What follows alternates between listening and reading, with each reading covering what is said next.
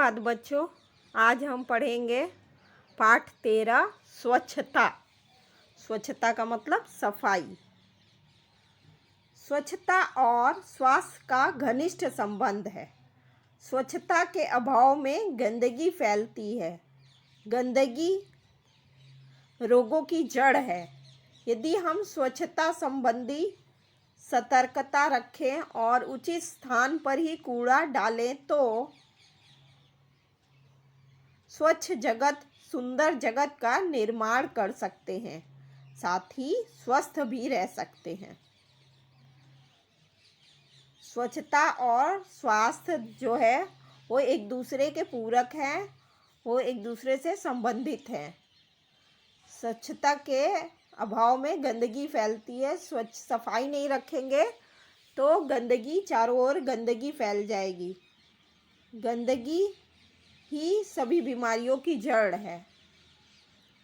यदि हम सफाई संबंधित सावधानी रखेंगे और कचरे को, कूड़े को उसके सही जगह पे डालेंगे, कूड़ेदान में डालेंगे, तो ये दुनिया जो है सुंदर दुनिया बन जाएगी और साथ ही हम लोग सभी स्वस्थ भी रहेंगे।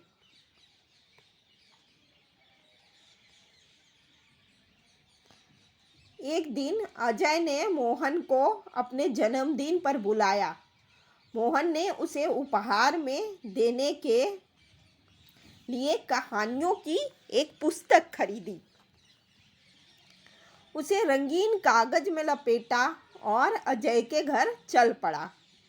जैसे ही मोहन अजय की गली में पहुंचा, उसके ऊपर केले का एक छिलका आ गिरा। एक दिन अजय ने मोहन को अपने जन्मदिन पर बुलाया था। मोहन उसके लिए गिफ्ट भेंट देने के लिए एक कहानियों का एक किताब खरीदा। उसको रंगीन कागज में लपेटा और अजय के घर की ओर चल पड़ा। लेकिन जैसे ही वो अजय के घर के पास पहुंचा, अजय के घर की गली में पहुंचा, मोहन के ऊपर केले का एक छिलका आकर गिरा।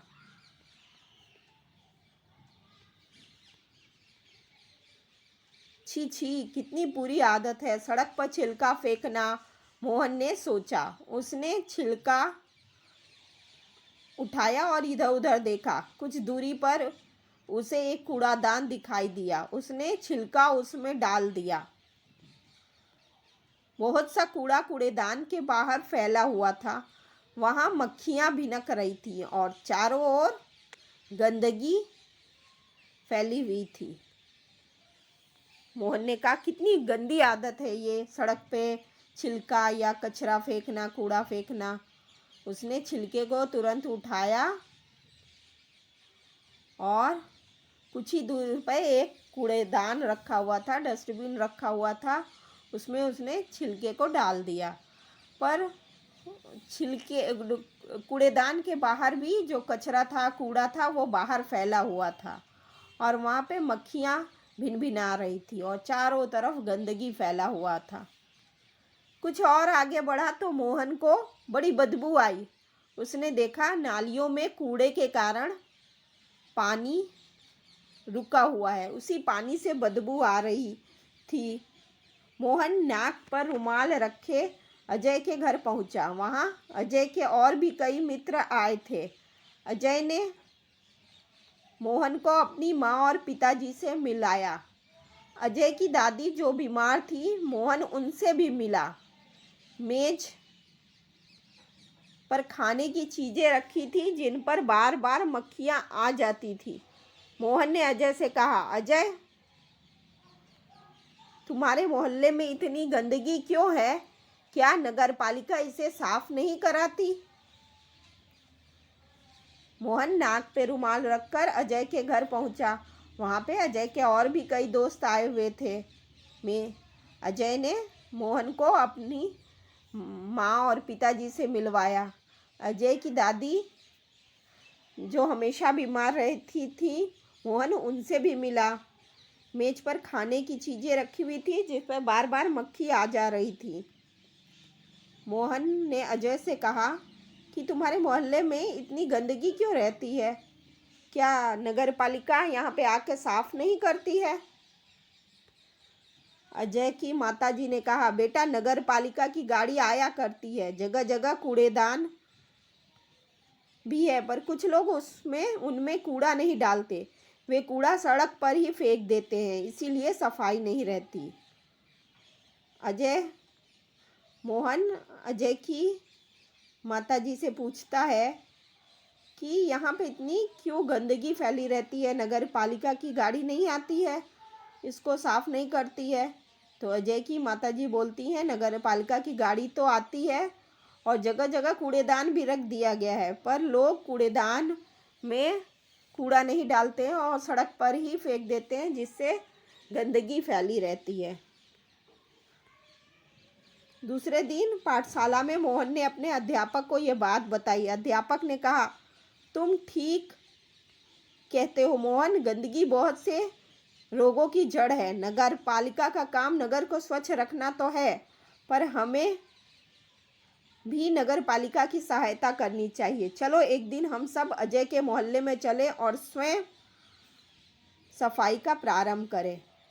दूसरे दिन स्कूल में मोहन अपने टीचर से ये बात बताता है तो अध्यापक शिक्षक बोलते हैं कि तुम ठीक कहते हो मोहन, ये जो गंदगी है वो बहुत सी बीमारियों की जड़ है।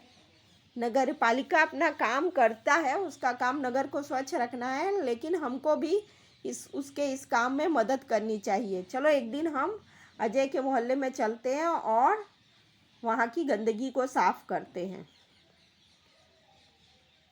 रविवार के दिन सभी अजय के मोहल्ले में गए। सबके हाथ में एक एक टोकरी और झाड़ू थे। सड़क पर झाड़ू लगा के उन्होंने कूड़ा इकट्ठा किया, नालियों की सफाई की और पानी का रास्ता बनाया। रविवार के दिन सभी अजय के मोहल्ले में आए और सबके हाथ में एक टोकरी, झाड़ू थी। सब कोई झाड़ू लगाया सड़क पे और कूड़ा इकट्ठा करके कूड़ेदान में डाला और नालियों की सफाई की, पानी के लिए रास्ता बनाया। उनमें मक्खी मच्छर मारने वाली दवा डाली, कूड़ेदान पर ढक्कन रखा। मोहल्ले में रहने वाले सभी लोग बाहर निकल आए और उन्हें देखने लगे। बच्चों में बहुत उत्साह था। देखते ही देखते पूरा मोहल्ला स्वच्छ हो गया। अध्यापक ने लोगों को समझाया कि वे घर का कूड़ा कूड़ेदान में ही डालें, वे घर के आसपास सफाई रखें, क्योंकि गंदगी से रोग फैलता है। उन्होंने कहा, मेरी पाठशाला के बालक सप्ताह में एक बार यहाँ आया करेंगे। वे आपके मोहल्ले को साफ करेंगे, आप भी इस काम में इनकी सहायता करें। एक व्यक्ति ने आगे बढ़ के कहा, नहीं, इन बच्चों को आने की कोई आवश्यकता नहीं। हम लोग स्वयं ही अपने मोहल्ले को स्वच्छ रखेंगे। अब आप इसे हमेशा साफ सुथरा पाएंगे।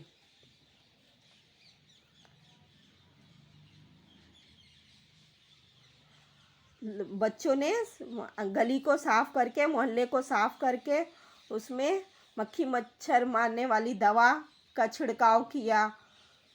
कूड़ेदान पे, डस्टबिन पे ढक्कन को रखा और मोहल्ले में रहने वाले सभी लोग उनको देखने बाहर निकल आए थे। बच्चों में बहुत जोश था, बहुत उत्साह था। देखते ही देखते पूरा मोहल्ला साफ हो गया, एकदम साफ सुथरा हो गया। शिक्षक ने लोगों को समझाया कि अपने घर का जो कूड़ा है वो कूड़ेदान में ही डालें, आसपास ना फैलाएं, क्योंकि इससे गंदगी फैलता है और गंदगी से बीमारी होती है। इसलिए अपने आसपास सफाई रखें, स्वच्छता रखें। और शिक्षक बोले कि मेरी पाठशाला से सब हफ्ते में एक बार बालक आएंगे और मोहल्ला साफ कर देंगे और आप लोग भी इस काम में उनकी सहायता करेंगे। तो तभी एक व्यक्ति आगे बढ़ के बोले, नहीं, बच्चों को यहाँ भेजने की कोई ज़रूरत नहीं है, हम सब अपना मोहल्ला खुद ही साफ सुथरा रखेंगे। और अब आप जब भी आएंगे तो हमारे मोहल्ले को साफ सुथरा पाएंगे। तो बच्चों, इस कहानी से आपको स्वच्छता का महत्व समझ में आया। धन्यवाद।